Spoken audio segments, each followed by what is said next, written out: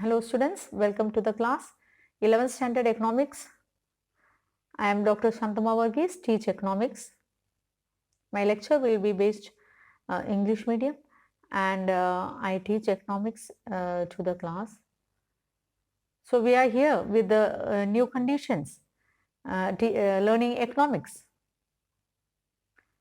So in this lesson, we will study about in this chapter 11th standard, there are almost 10 lessons for you, and what are the pattern and the coming sections, how it will be there, the exams will be there, and what is the examination, that we will discuss in the coming period, coming videos.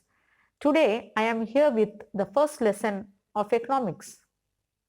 Chapter 1, the basic concept in economics. Now, while studying that, you may be familiar with the word economics in the classes 9 and 10 which you studied. Now, here we are studying about the concepts in economics, the basic concept. Now, what is concept? Concept means when you hear the word economics, what things should be come in your mind? What you have to experience, well, that is discussed in this lesson. So various concepts. For example, if I say that, I will say that hot, it is hot. So how you will understand that hot means? The hot concept, you know that. You have touched many hot substance, or you have hold a glass of hot water, cup of tea, it is hot. So these concepts, you know that because you are experienced, you are studying all that thing. Economics is a new topic for you. It may not be a new topic, but in this class, 11th class, it is briefly explaining many of the concepts. So you will go through all the things in this lesson. So which are the basic concepts? While studying the concept, we are studying that what is economics and where it is, how it is taught, why it is taught. It is explained now. There are two main types of science. One, it is natural science and social science. And what is natural science?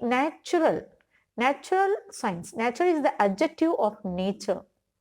In nature, when you hear about the nature, what comes to your mind, it may be coming the nature, air, water, land, soil, then trees, birds, human beings, all these things come to your mind.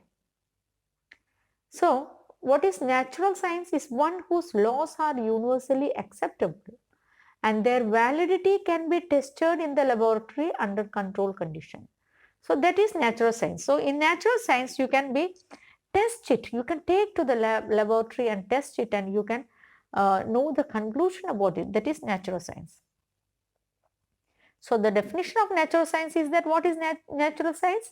It is one whose laws are acceptable, universally acceptable. The other science, it is social science. Now, social science is called the abstract or behavioral science because it is related to the study of the some or other aspects of the human behavior. Example, psychology is related to the mental aspect of the human behavior. So, social science is called abstract. Abstract means we know that. What is abstract? When we say that, say an abstract noun, you will say good, bad, sweet. These are abstract.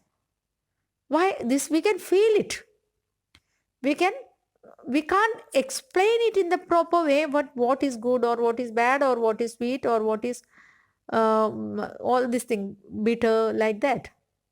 So it is a behavioral science, behavior.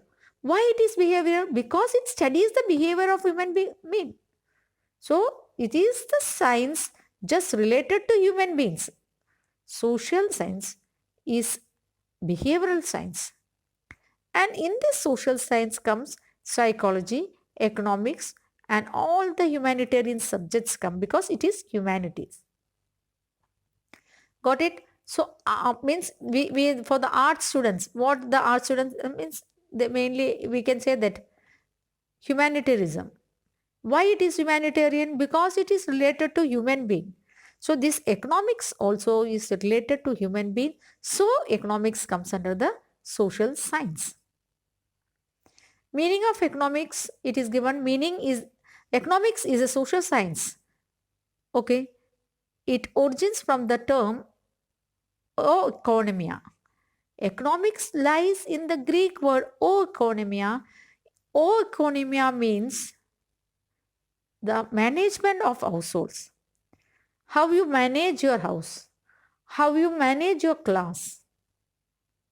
This is the study of economics. So, how you manage it. We know we have to manage many things. Now we are sitting front of the mobile or laptop hearing the lecture. Why? Because there are many material things which that helps you. For that material things, what you need? You need money. You have purchased it. And this money help you to access all these things, material things. So economics is referred as queen of social science by Paul Samuelson. Paul Samuelson says that economics is the queen of social science. Queen, which is important. Economics deals with the economic aspects of human beings. So it is related to. Now you can see in the slide the picture of Kautilya, Chanakya. So as an Indian economist, Chanakya has gained a very importance in the Indian history. His theories about Arthashastra. It is well-known theory for the state, for the economy as a whole. Now in this lesson you will study, I am not going to explain what is economy now because you are going to study it afterwards in next slide. In the same lesson you will study. So we will study about Kautilya's view on economics. Artha means wealth and Shastra means science. Arthashastra means the science of wealth or the wealth science. How to manage wealth? Arthashastra is a treatise on political economy in a broader sense. Broader sense, we can say this political economy. Why it is that political economy? Because economy is related to what? State. And the state is run by the political affairs, political parties. So it is said as economic, the political economy. Now what has Kautilya mentioned?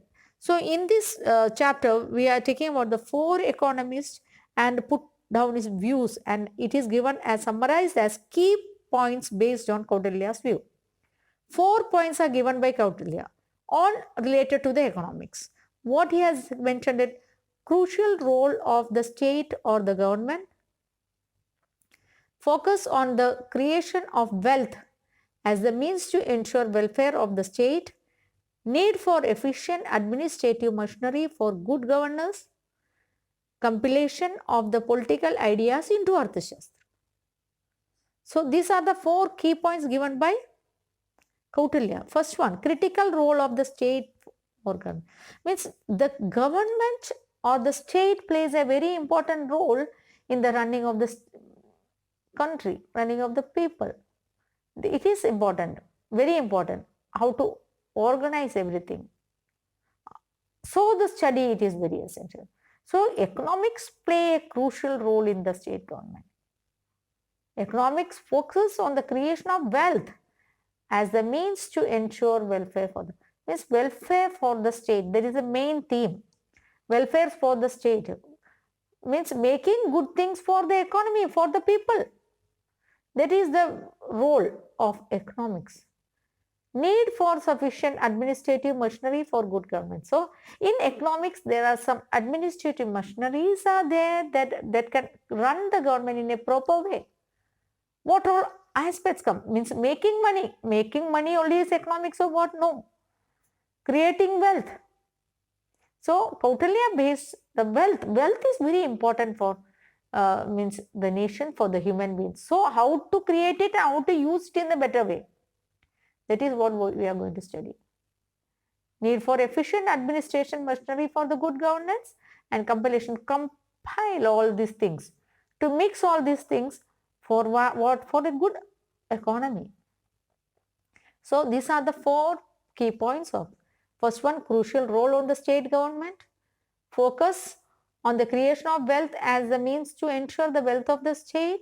Need for efficient administrative machinery for good governance and compilation of political ideas into Arthashastra. Next definition is given by Adam Smith. Adam Smith has given a wealth-oriented definition. Now, we studied in Kautilya also given the wealth-oriented. Now we are seeing that Adam Smith, in the slide we can see, Adam Smith is a classical economist and also regarded as the father of economics, has given the wealth-oriented. And Adam Smith is regarded as the father of economics. Why? Why Adam Smith is regarded the father of economics? Because he have contributed a lot of aspects which essential for the economy.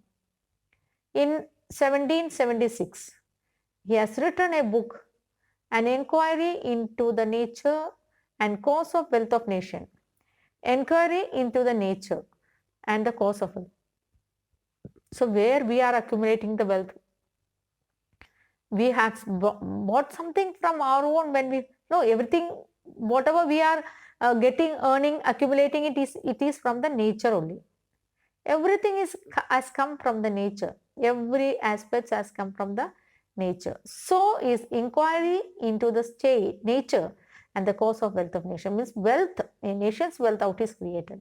Adam Smith defines economics as the science of wealth. This much, very small definition. Science of wealth. What is economics? Economics is the science of wealth. Very easy to study. Economics is the science of wealth. What is economics? It is the science of wealth. Again, a very good definition is coming again in the next slide.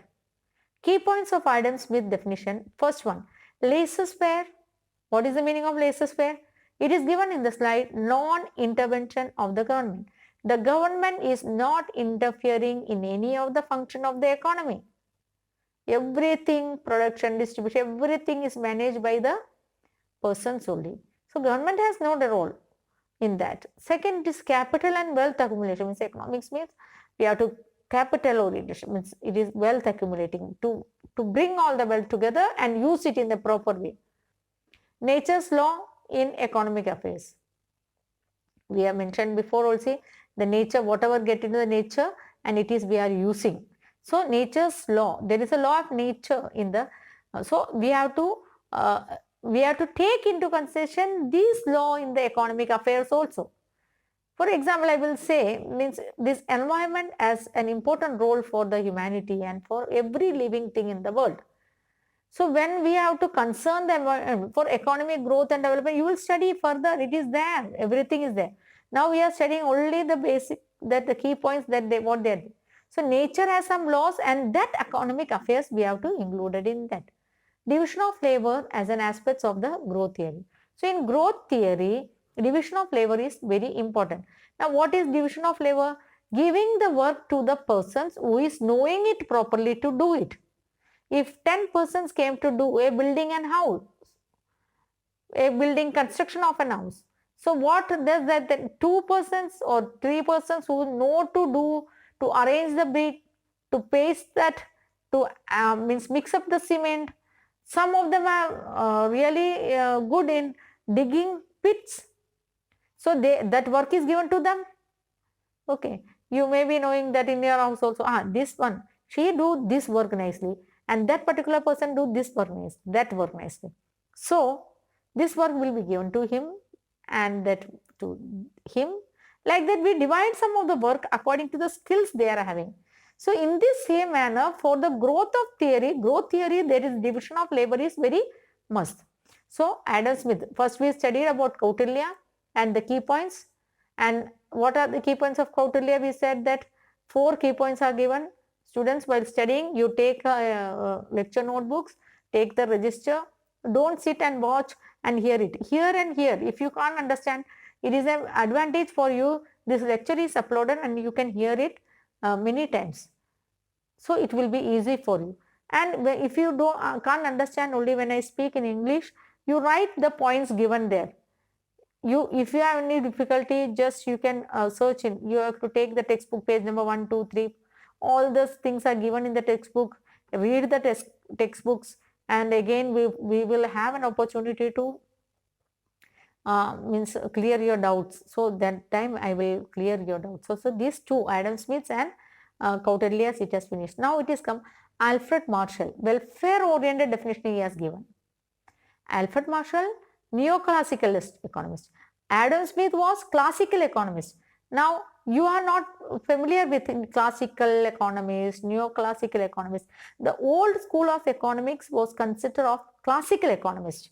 In the 1776, in that period, the classical economists contributed to the economic theory. Now, the period came, the neoclassical, neo means new. Neoclassical economist, Professor Alfred Marshall. He has given a welfare oriented, means he is saying that economics is for the welfare of the persons, only welfare of the people. In his book, Principle of Economics, which was published in 1890, he has given the definition, very good definition it is given about economics. You can just see in the slide. Economics is the study of mankind in an ordinary business of life. It examines that part of individual and social actions which is closely connected with the attainment and use of material requisites of well-being. Very big definition it is. Economics is a study of mankind. This is easy. Economics is the study of mankind. Okay? Understand? Economics is the study of mankind. Is there any difficulty in that? No. What type of mankind? In ordinary business of life. Ordinary business of day-to-day life. What we are concerning with? We are using many things. How we are using it? We are purchasing from the shop or we are taking from the nature itself. For taking from the nature, we must use money for it. Anything cannot be got easily. Even you say that, हाँ ये चीज़ हमारे खेत से आया है. हमारे खेत से अगर आना है, उसमें आपको पैसा खर्च करना है. You have to work for it. You have to spend money for it, for the tilling of the soil, sowing of the seed, watering it, using fertilizers. You need money. So nothing will come easily like that. So these things we study that. So economics is a study of, first sentence used, economics is a study of mankind in ordinary business of life. Got this? Second sentence, it examines that part of individual and social action. Which part? It is come very easily, it is given. It examines that part of individual and social actions which is closely connected with the attainment and use of material requisites of well-being.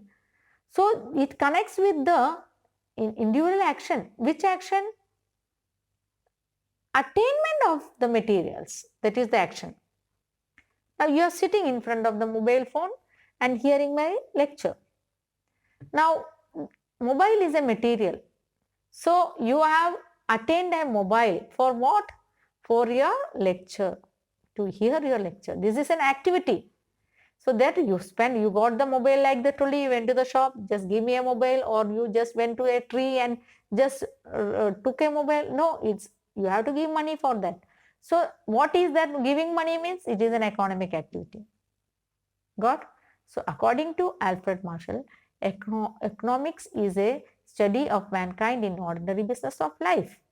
It examines that part of individual and social action which is closely connected with what? With attainment and use of the material requisites of well-being. He has given 4 key points. First one, study of an ordinary man. From this definition, we can get that study of an ordinary man. Economics is a behavioral science. Study of material welfare. Economics is not simply a study. It is a behavior. It is not a study. Study of an ordinary man. Economics study about the ordinary man. Economics is a behavioral science, study of material welfare. Economics is not simply a study, it is action that deals with economic matters. So we study about 3 economists. First one, Kautilya, Adam Smith, and now Alfred Marshall. Next we are going to study the definition of Robbins, Lionel Robbins. He has given the scarcity oriented definition. Scarcity. What is scarce? That's something we don't have. Now 11th standard, again I will give you the example of the mobiles only with you. because now we are concerned with this. That was the scarcity for that. So the scarce thing, mobile, everybody was having a mobile. Some what you are using their mobile to just communicate with each person, communicate with the friends, relatives, chatting with the friends. Now the main use of mobility is for hearing the lecture. So everybody need it. So what means scarcity? When you took admission, that scarce means we need a mobile. Now the classes are not going on. Online lectures are going on. So online lectures, Android mobile is very essential. Scarcities. So this is dealt with whom human beings. We are dealing it. That is why Lionel Robbins has mentioned the scarcity definition. Kautilya and Adam Smith, wealth oriented. Alfred Marshall has given as welfare oriented. Now Lionel Robbins are given as scarcity oriented. This is the most popular definition of economics. Robbins, in his book entitled An Essay on the Nature and Significance of Economic Science, published in 1932, mentioned about the scarcity oriented definition. What is economics? Again, this is a very important definition. Economics is a science which studies human behavior as a relationship between the ends and scarce mean which have alternate uses. Very simple, small definition given by Lionel Robbins. What it is? Economics is a science. And which science? Studying human behavior. As a relation between what all? Scarce. Scarce मतलब we don't have it. नहीं है अपने पास. Means लेने के लिए नहीं है, पैसा नहीं है, means scarce है. And these means have alternate uses, many uses. If you get an 100 rupees today,